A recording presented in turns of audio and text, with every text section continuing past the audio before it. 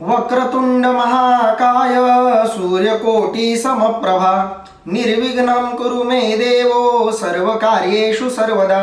पुंडलीकवरदारि विठ्ठल श्री ज्ञानदेव तुकाराम.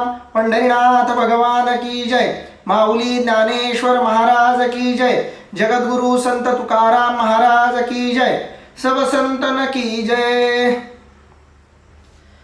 माऊली महावैष्णव ज्ञानोबारायांच्या परमश्रेष्ठ अशा ज्ञानेश्वरी ग्रंथाचं चिंतन करत आपण 4थ्या अध्यायातल्या 48 क्रमांकाच्या ओव्यांपर्यंत आलोय. आज आपण 49 क्रमांकाच्या ओवीच्या पुढील ओव्यांचं निरूपण करणार आहोत, ज्यामध्ये माऊली विशेषतः 7व्या श्लोकाचं विवेचन करणार आहेत. 7वा श्लोक म्हणजे सबंध श्रीमद भगवद्गीतेतला शीर्षस्थानी शोभावा असा हा श्लोक आहे. कारण या श्लोकानं साधनेच्या क्षेत्रातल्या साधकांना साधनेमध्ये बळ मिळावं, शक्ती आणि प्रेरणा मिळावी या दृष्टीनं बऱ्याच महत्त्वाच्या गोष्टी सांगितलेल्या आहेत. साधकांना, भक्तांना, उपासकांना, आराधकांना जे शब्द ऐकल्यानंतर एक आत्मिक बळ मिळतं, भगवंताबद्दलची सद्भावना आणखी दृढ होते, भगवंताच्या निर्गुण निराकार रूपाचंही दर्शन ज्यातून घडतं, त्या निर्गुण निराकार अशा परमात्म्याचं सगुण साकार रूपही ज्यामध्ये वर्णिलं गेलेलं आहे, ज्याच्यामध्ये भगवंत निर्गुणाचा सगुण का होतो याचं कारणही सांगितलेलं आहे आणि तो निर्गुणाचा सगुण होऊन काय काय काम करतो हेही ज्याच्यामधून सांगितलंय. असा साररूप असा श्लोक आज आपण निरूपणासाठी घेणार आहोत. आणि म्हणून आजच्या या निरूपणाचं, आजच्या दिवसाचं, आजच्या आराधनेचं एक आगळं वेगळं असं महत्त्व आहे.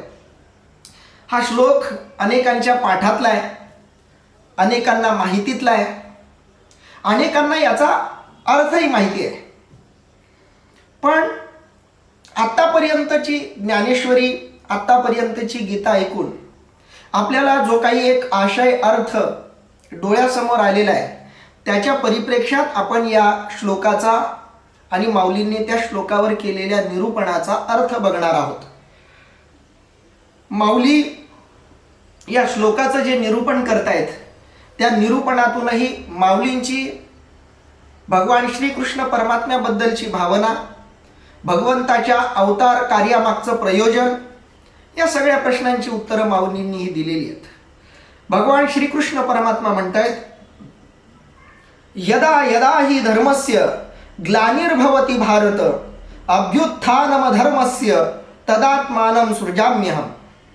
अर्थात हे अर्जुना, जेव्हा जेव्हा धर्माला क्षीणता येते व अधर्माचा जिकडे तिकडे प्रादुर्भाव होतो तेव्हा तेव्हा मी स्वतःला उत्पन्न करतो.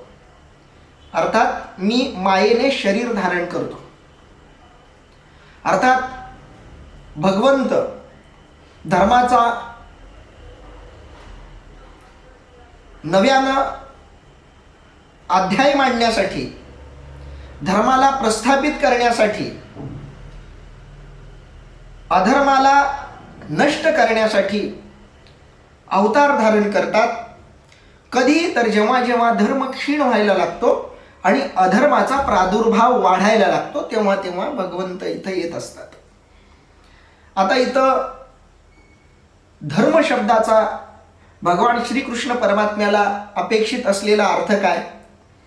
धर्माला ग्लानी येणं म्हणजे नेमकं काय? अधर्माचं प्रस्थ वाढणं म्हणजे काय? अधर्माला नाश करणं अधर्माचा म्हणजे काय?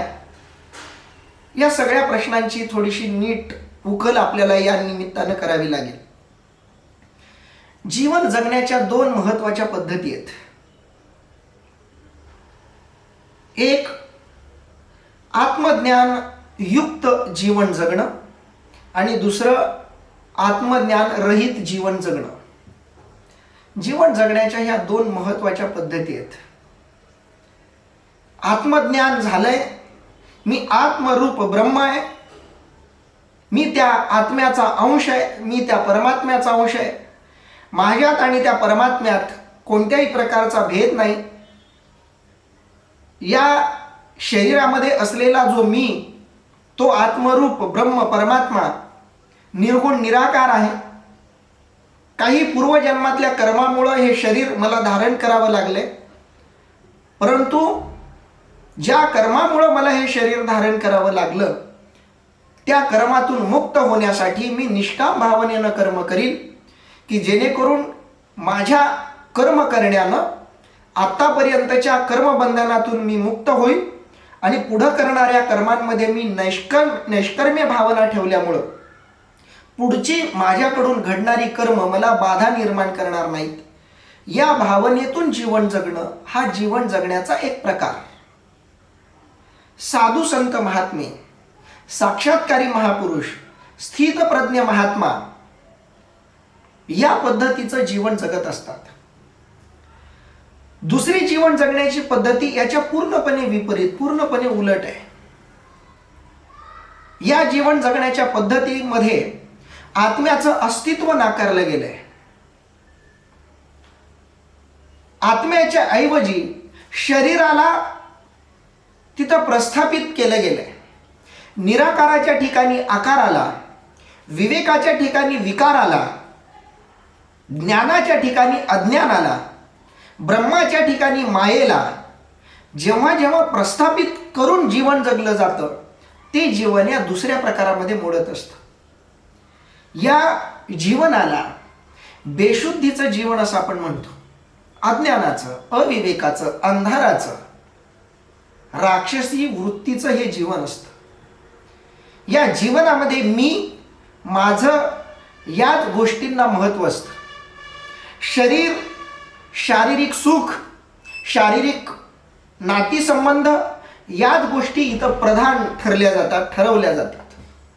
या दोन मुख्य जीवन प्रवाहांमध्ये काही भेसळयुक्त अशी ही जीवन पद्धतीत जगणारी माणसं तुम्हाला दिसतील. म्हणजे काही जण आतून नास्तिक आहेत, देहवादी आहेत, अविवेकी आहेत. वरून विवेकाची, ज्ञानाची, भक्तीची सोंग धारण करून ते जीवन जगत असतात. पण अंतिमतः विचार केला तर त्यांचं जीवन अविवेकी लोकांचं जीवन आहे, अनात्म लोकांचं जीवन आहे. जीवन जगण्याच्या ह्या दोन महत्वाच्या पद्धती आहेत. ह्या कशा जन्माला आल्या, कशा पद्धतीनं या दोन जीवन पद्धतींची सुरुवात झाली, तर याच्या मुळामध्ये तुम्ही गेलात तर जेव्हा संबंध विश्वाची उत्पत्ती झाली, तेव्हा ब्रह्मरूप चैतन्याला जेव्हा वाटलं आपण क्रीडा करावी, आणि त्या ब्रह्मरूप चैतन्यानं जेव्हा मायेचा आधार घेतला, मायेच्या आधारानं तो आकाराला आला, तिथूनच या दोन पद्धतीच्या जीवनाला प्रारंभ झाला. एक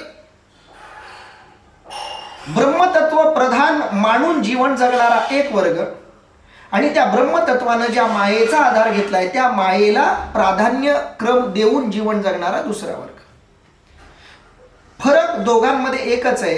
एकाच्या ठिकाणी माया केंद्रीभूत आहे, एकाच्या ठिकाणी परमात्मा केंद्रीभूत आहे. या दोन प्रकारचं जीवन जगण्याच्या पद्धती सुरुवातीपासूनच अस्तित्वात